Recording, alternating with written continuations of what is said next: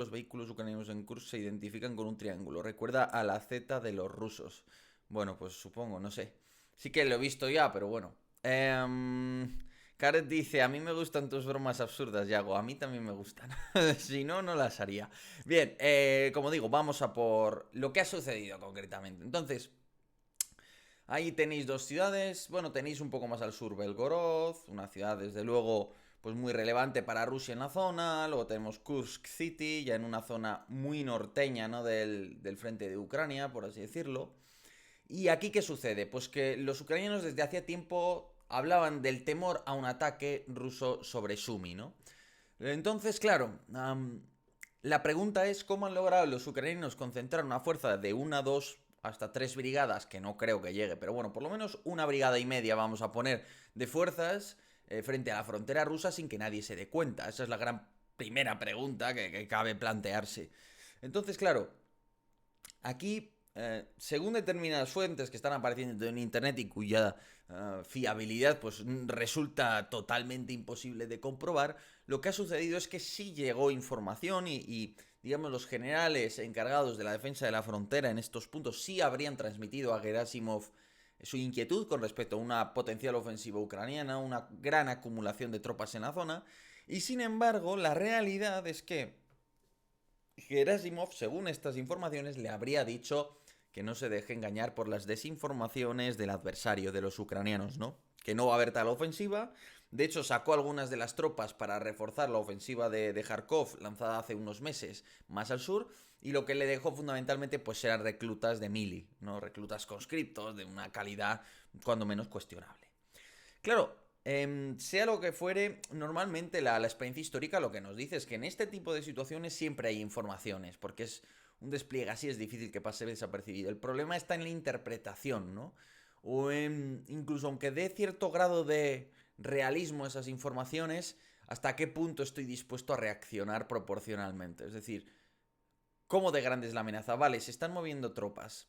Unos hablan de un batallón, que es lo que has detectado, pero igual hay tres batallones. Entonces, te has enterado de que hay un batallón en la zona, por ejemplo, de una unidad fundamentalmente ofensiva, de una brigada como la 47, que sabes que es raro que esté ahí, que normalmente estaría en un frente muy agresivo y que es una unidad preparada para operaciones ofensivas, ¿no? Pero ¿cómo evalúas ese batallón? Hombre, un solo batallón no parece una gran fuerza. Podrías pensar, no, esto es una finta, ¿no? Entonces no hay que preocuparse más. Los ucranianos quieren que distraigamos fuerzas en este frente, ¿no? Claro, luego estaba la psicosis ucraniana con un ataque en Sumi. Es que todo el verano, toda la primavera, lo han estado repitiendo. Va a haber una ofensiva rusa en Sumi, va a haber una ofensiva rusa en Sumi. Entonces, claro, si tú eres ruso, hombre, pues un analista yo entiendo que ahí puede pensar, mira, los ucranianos están desplazando tropas a Sumi porque obviamente temen una ofensiva. Así es que lo han estado diciendo todo el verano, ¿no? Que este es el riesgo de la información que se da en fuentes abiertas, que tú nunca sabes realmente lo que hay detrás, ¿no? Pero bueno, esto hasta cierto punto es comprensible, pero ¿qué pasa cuando empezamos a meter en la ecuación Buenas señuelos? tardes y muchas Uy, gracias por este magnífico uy. trabajo. Ah, muchas gracias a ti. Goida para ti, Bill Yugo.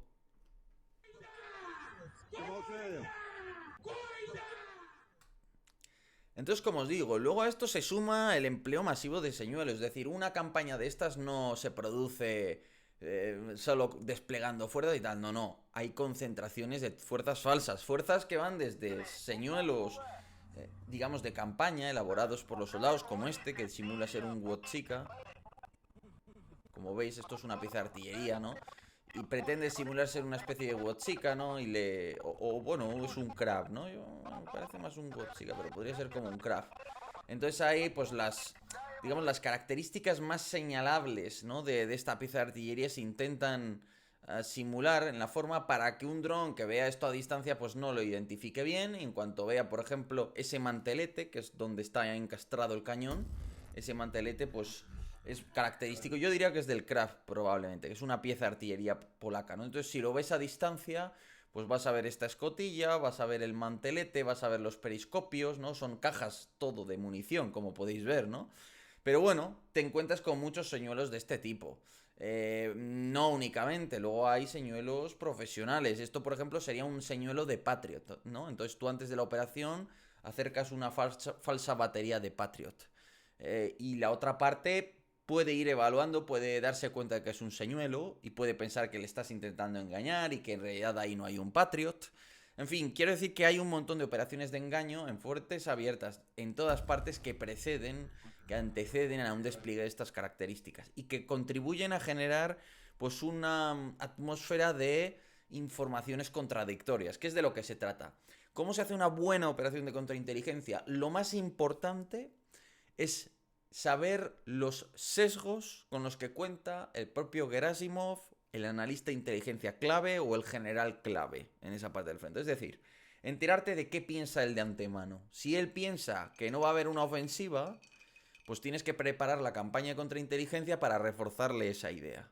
De tal manera que él piense que no va a haber una ofensiva y que lo que hay son solo fintas, ¿no? Entonces lo que harías es desplegar mucho señuelo, hacer, en fin, maniobras de ese tipo, utilizar un agente doble para que le haga llegar esa información, ¿no? Para engañarle, ¿no? Esa es la idea fundamental de una buena campaña, ¿no? De contrainteligencia, digamos. De engaño, de decepción, de diversión. Entonces eso en alguna medida habrá precedido obviamente a la acción. Y la mejor prueba de que ha ido bien es que al contrario de lo que sucedió en la ofensiva del verano pasado, los rusos obviamente no se lo estaban esperando, como hemos podido ver, ¿no? El número de prisioneros, el número de fuerzas destruidas. Bueno, quizás el epítome, ¿no? De ese error se aprecia en lo siguiente. Es que esta es una prueba, la que vais a ver, que es totalmente irrebatible, ¿no? De cuán, digamos, con cuántas sorpresas, que estoy buscando ahora el vídeo, han logrado... vale, dame un segundo. Han logrado sorprender, ¿no? A los rusos. Vale. Bueno, voy a buscarlo casi en Suza, perdonad, que como ya sabéis que manejo pues, más de 30 recursos a lo largo de directos como este. Vale, ahora me aparecerá, imagino. Vale, vale. Pues no. Justo cuando lo quieres no te aparece. A ver. Bueno, este es uno, pero no, el que quiero enseñaros es el otro. Venga, hombre. Y ahora no me aparecerá. ¿Por qué? A ver. La mejor prueba es...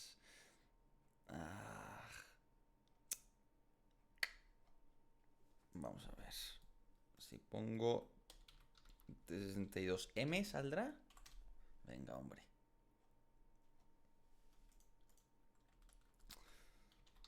Perdonad, disculpadme que... Jesús. Bueno, esta sí, esta es. Два танка. Да, прилет. Байкамка. Lo veis, ¿no? Ahí está. Что дымится еще свежее. Más claro, agua.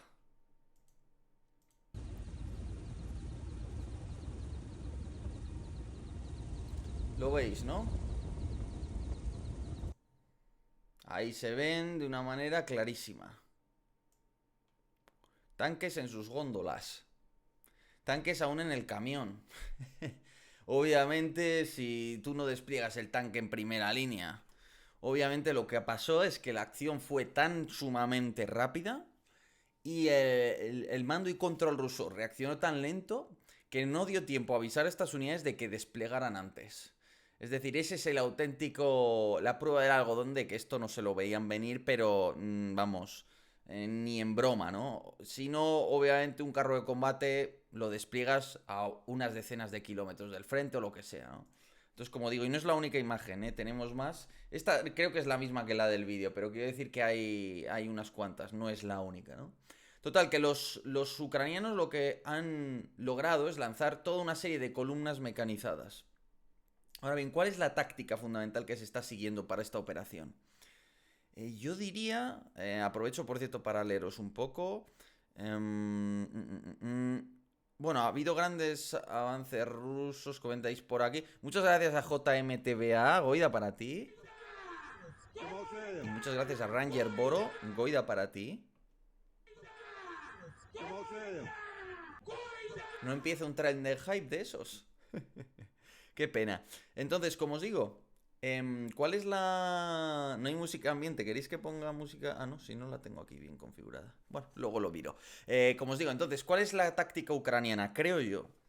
Esto lo vamos a comentar luego en profundidad, pero fundamentalmente ellos lo que han hecho es montar una especie de red de información dentro del territorio ruso.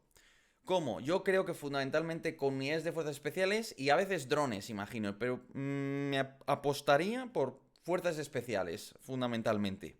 Entonces, ¿yo qué hago? Bueno, os voy a poner de hecho, para que lo veáis aquí bien, bien, las carreteras, que siempre es importante que se vea la red de carreteras, vale, autopistas, vale, todo esto, muy bien. Entonces, ¿cuál es la cosa aquí? Yo antes de la operación intento montar una telaraña, vamos a decirlo así. Entonces, ponte que voy infiltrando unidades casi de Black Ops, de... Bueno, no, pero bueno, inteligencia militar fundamentalmente o fuerzas especiales. Entonces las voy poniendo en carreteras y cruces clave, ¿no? Por ejemplo, yo qué sé, en este cruce, ¿no? De Kursk City y Kurchatov, que es donde está la central nuclear, pues una. En esta carretera, otras dos unidades. Grupos pequeños, pueden ser un mínimo, lo normal es que mínimo sean dos hombres, ¿no? A lo largo de esta carretera. Luego otro a partir de Kurchatov, ¿no? A partir de esta rotonda, por ejemplo. Vale, entonces yo voy creando una serie de puntos de control, ¿no? A través de los que puedo ver por dónde van llegando los refuerzos, de una manera muy clara. Es decir, tengo muy buena alerta temprana de si logro el factor sorpresa, ver cómo los rusos están mandando refuerzos, ¿no?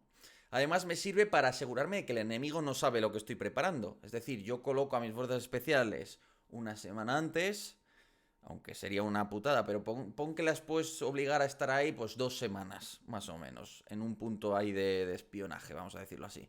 Entonces tú te enteras de si los rusos están desplazando refuerzos en secreto, por ejemplo, y a partir de ahí tú obtienes un cuadro de las distintas rutas de suministros, con una alerta temprana de 100 kilómetros o 50 kilómetros del frente, ¿no? De tal manera que cuando pasan de esos puntos tienes un conocimiento bastante claro de hacia dónde va el convoy, qué composición tiene, qué refuerzos están viniendo, etcétera, etcétera, etcétera. Y a partir de ahí lo que preparas es la ventaja que puede tener Ucrania, que es unos fuegos de precisión occidentales, ¿no? En un sector del frente que como está semi abandonado por los rusos, o no semi abandonado, pero no tiene grandes fuerzas, no tiene grandes elementos de guerra electrónica, porque en otras partes del frente la guerra electrónica rusa desvía mucho y tal, pero eso se hace con equipos como el Krasuja, por ejemplo, que no es tan común, que no puedes tener 200.000 Krasuja, las unidades de guerra electrónica siempre son muy selectas, entonces en esa parte del frente apenas hay. A eso hay que sumar que igual se han producido mejoras en los sistemas de guiado de las espoletas que ya pueden soportar las contramedidas de guerra electrónica rusas, porque en eso yo he hablado con gente que se dedica a fabricar eso y por lo menos hace un año ya, pues estaba trabajando en ello. Por tanto, bueno, hace un año no, perdón, hace unos 8 meses, ¿no? Por tanto, obviamente es predecible que en ese sentido pues ya tengan nuevas espoletas, ¿no? Por tanto, con todo eso, ¿tú qué haces? Bueno, pues buscas batir a todos esos refuerzos, ¿no? Y generar una situación de caos en la que has aislado parcialmente con esa telaraña de puestos de información y drones, has aislado parcialmente el campo de batalla y eso te permite ganar una serie de días que son claves para avanzar. Y durante esos días que vas haciendo, vas lanzando a tus unidades mecanizadas, parece que en formaciones pues de tamaño sección compañía en terminología ruso-soviética, ¿no? Por tanto, en grupos relativamente pequeños, con su acompañamiento de piezas de artillería autopropulsada, con su acompañamiento de infantería, grupos que mezclan, pues eso, creo que en España sería algo así como una sección mixta, cosas así, ¿no?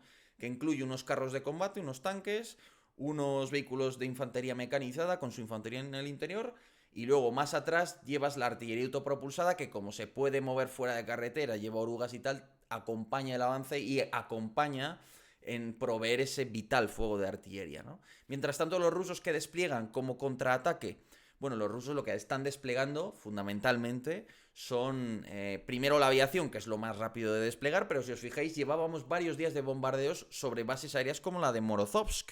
Es decir, que los ucranianos llevan un tiempo poniéndolas en jaque y creando probablemente dificultades un poco mayores, ¿no?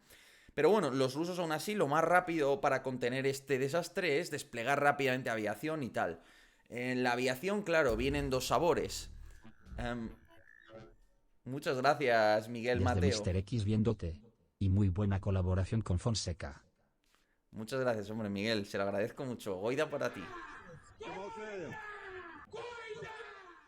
Entonces el punto aquí es que los rusos, como os digo, reaccionan lanzando su aviación en dos sabores, ¿no? Vamos a decirlo así.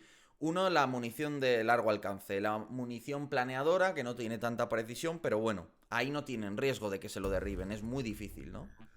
Muchas gracias a Matu por esa suscripción, Goida para ti.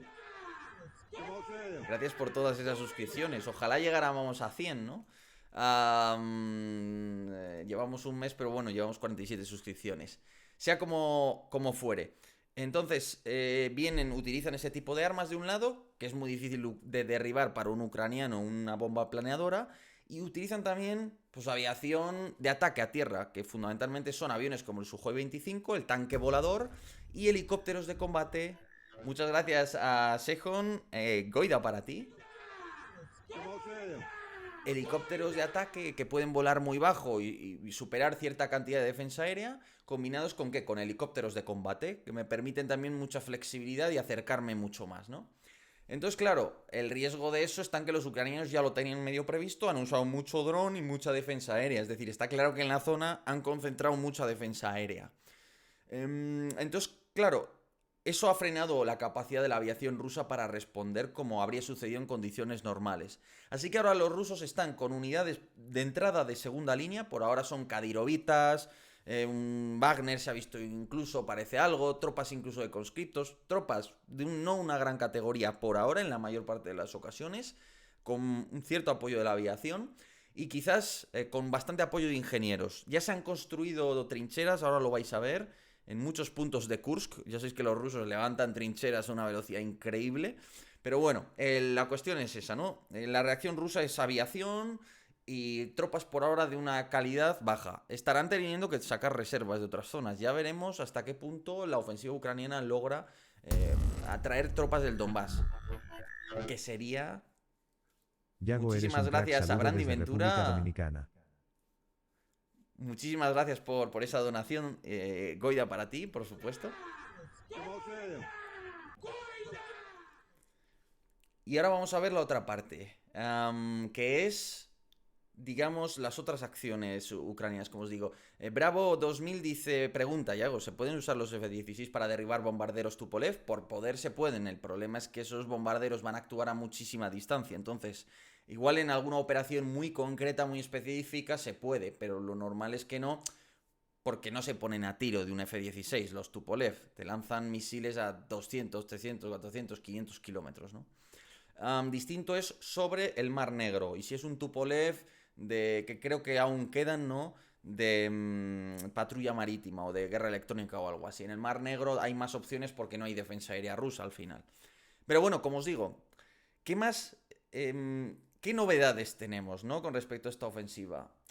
Sabemos, o eso lo afirma Kaufman con mucha convicción, con lo que le doy, en fin, bueno, y a margen hay informaciones en redes sociales que así lo confirman, ¿no? Pero bueno, le atribuyo pues una confianza, un nivel de confianza elevado, ¿no? Y es que para organizar esta ofensiva, al margen de que obviamente hay retazos de muchas unidades, cosa que quizás también se hace pues para confundir fundamentalmente a los rusos, ¿no? Para que no sepan bien cuál es la orgánica también del ataque, no puedan establecer el orden de batalla y la entidad del ataque fácilmente, eso genere dudas y permita ganar tiempo, ¿no? Pero es que además de todo esto, lo que tenemos es que los rusos ya están excavando trincheras en todos estos puntos. No me digáis que no es alucinante, es que o sea, hay que admitir que una de las grandes cosas, fijaos, que es que llevamos 5 días de ofensiva y estas fotos han sido tomadas, pues entiendo que ayer, más o menos. Es decir, tened en cuenta que en 5 días ya están poniendo trincheras kilométricas. Esto probablemente será trabajo de los ingenieros de combate rusos, pero la verdad es que hacen un trabajo increíble, ¿no? Es una habilidad para... La verdad, lo mejor de Rusia esta guerra o de lo mejor los ingenieros, ¿no? Mira, eso es algo que, como curiosidad, comparte con Marruecos. Marruecos tiene un buen cuerpo de ingenieros. Pero bueno, como os digo, entonces, ¿dónde han levantado ya trincheras, ¿no? Que nos da una idea de, bueno, por dónde quieren como mínimo asegurar, ¿no?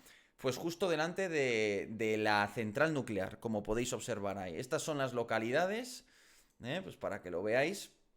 Kurchatov, ahí lo tenéis, ¿no? Por tanto, más o menos lo que han hecho es establecer toda una serie de trincheras aproximadamente, ¿vale? Estos son, digamos, aproximaciones, pero para que os hagáis una idea de lo que los rusos están intentando asegurar, ¿no? El máximo avance ucraniano hace 36 horas era este. Máximo avance que son unidades que se han infiltrado y no es que sea territorio ocupado, ¿no? Por tanto, los rusos, como peor de los casos, lo que prevén, está claro, es que pudiera llegar aquí la ofensiva ucraniana, parece, ¿no? Llegar a la central nuclear es muy difícil, no hay que descartarlo, la situación aún es muy móvil y si los rusos han calculado mal la cantidad de refuerzos que deben llevar, al final, cuando tú eliges mandar refuerzos, hay un delay, hay un retraso, es decir, entre que organizas, mueves, que no mueves, que dejas y tal, y si lo tienes que mover desde el Donbass es mucha distancia, tienes que organizar un transporte seguro y tal, si tú el día 6 o el día 9 pensabas que era un ataque de un batallón o de una brigada y resulta que son 3 brigadas y has mandado refuerzos para contener a una brigada, eso significa que hasta que tomes la siguiente decisión en ser implementada vas a necesitar otras 48 horas, por poner una cifra, ¿no? Es decir, que el momento clave de esta ofensiva probablemente pues fuera ayer o sea hoy. Es fácil que sea así, ¿no? Veremos los avances que se materializan a lo largo de estos días. Paralelamente a esto tenemos nuevos avances confirmados de los ucranianos. Parece que en lugar de simplemente avanzar, digamos, en profundidad, pues están logrando avanzar, digamos, en los flancos, ¿no? Ya se ha confirmado pues la toma de esta localidad, de Huevos se llama, justamente. Y yo diría, como ya sabréis, que la zona que tiene sentido tomar para los ucranianos es esta que veis en verde, ¿no? Sobre todo. ¿Tiene sentido ir más allá realmente? Obviamente, pues lo que comentaba Kaufman, al final tú cuando elaboras una ofensiva, obviamente te planteas peores objetivos, mejores objetivos, en fin, te planteas distintas situaciones. La mínima yo creo que es asegurar más o menos este colchón, incluso un poco menos. Y tiene su sentido, sobre todo si logran sacar o atraer unidades rusas del Donbass. Que por cierto, la operación ucraniana fue acompañada de una acción cibernética. Una acción cibernética y parece ser que mucha guerra electrónica, o eso alegan los rusos. Es decir, que mientras se producía el ataque, los servicios en la ciudad de Kursk cayeron todos por ataques de negación de servicio, que ya sabéis que consisten en lanzar desde ordenadores un montón de peticiones sobre los servidores que alimentan los servicios públicos en Kursk, de tal manera que estos queden saturados, ¿no? Entonces, la verdad, cuando tú analizas todos estos elementos, ves que la operación parece una operación de armas combinadas muy bien hecha. Una de dos, o los rusos tenían muchísima debilidad, que también no, o los ucranianos además han planteado una operación muy bien hecha y muy bien coordinada, ¿no? O sea, realmente han logrado la sorpresa, han logrado engañar a la inteligencia rusa, han utilizado guerra electrónica bastante bien, ataques cibernéticos, que esto no es tan común históricamente ver cómo se combina un ataque cibernético con una ofensiva terrestre. Y esto empieza a pasar ahora, estamos viendo las primeras ocasiones de la historia en la que eso sucede, ¿no? Entonces, bueno, son muchos elementos coordinados que aquí está la auténtica habilidad de un ejército, ¿no? En tener material es una habilidad industrial, pero o de reclutamiento como mucho de un ejército, ¿no? Pero el poder manejar todos estos elementos, pues es lo que le fallaba de hecho mucho a Ucrania hace un año. Hace un año pues se vieron claras carencias en esas armas combinadas, que decirlo a toro pasado es sencillo, ¿no? Pero bueno, así fue un poco. Entonces la pregunta es ¿hasta dónde van a llegar ahora, ¿no? Yo lo que temería es que se esté realizando esta ofensiva efectivamente habiendo sacado muchas tropas del Donbass. Ese es el verdadero riesgo y que creyendo que va muy bien, pues se decida a querer tragar más de lo que se puede digerir. Ese es el problema, ¿no? Que viendo una posible gran victoria, decidas apostar más de lo que tienes. Esa es mi gran duda. También